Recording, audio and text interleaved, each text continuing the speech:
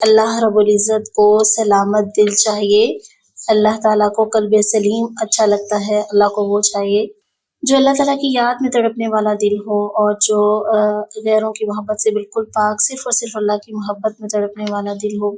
دیکھیں کہ اگر ہم بازار جاتے ہیں، اگر کوئی فروٹ لیتے ہیں، بالفرض سیب لیتے ہیں، تو کوئی اگر داغی سیب ہوتا ہے تو ہم اس کو لینا پسند نہیں کرتے، اس کو واپس کر دیتے ہیں۔ تو اللہ تعالیٰ نے یہ جو ابدی جنت ہمارے لیے تیار کر کے رکھی ہے، اور ابدی نعمت جنت کی، تو کیا یہ داغی دل والوں کو دیں گے؟ کیا اللہ تعالیٰ دل کی روگیوں کو دیں گے؟ جس دل میں اللہ کی محبت کے علاوہ غیروں کی محبت بسی ہوئی ہو، یا دنیا کی محبت، دنیا کی چیزوں کی محبت ہو۔ تو اس لیے اللہ تعالیٰ سے یہ دعا کرنی چاہیے کہ اللہ تعالیٰ ہمارے دل کو سلامت اور قلب سلیم بنائے۔ اور ایک واقعہ میں نے پڑھا اور مجھے بہت اچھا لگا، میں نے کہا آپ کے ساتھ بھی شیئر کرتی چلوں۔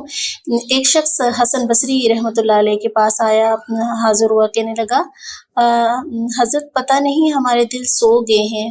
فرمایا وہ کیسے؟ عرض کیا کہ آپ کے درس آپ درس دیتے ہیں، واعظ و نصیحت کرتے ہیں، لیکن دل پر اثر نہیں ہوتا۔ حضرت نے فرمایا اگر یہ معاملہ ہے تو یہ کہو کہ دل سو گئے، یہ نہ کہو کہ دل سو گئے، تم یوں کہو کہ دل مو گئے، یعنی مر گئے۔ وہ بڑا حیران ہوا شخص، کہنے لگا حضرت یہ دل مر کیسے گئے؟ اور انہوں نے فرمایا دیکھو جو انسان سویا ہوا ہو، اسے جھنجھوڑا جائے تو وہ جاگ اٹھتا ہے، اور جھنجھوڑنے سے بھی جو نہ جاگے وہ سویا ہوا نہیں، وہ مویا ہوا ہوتا ہے۔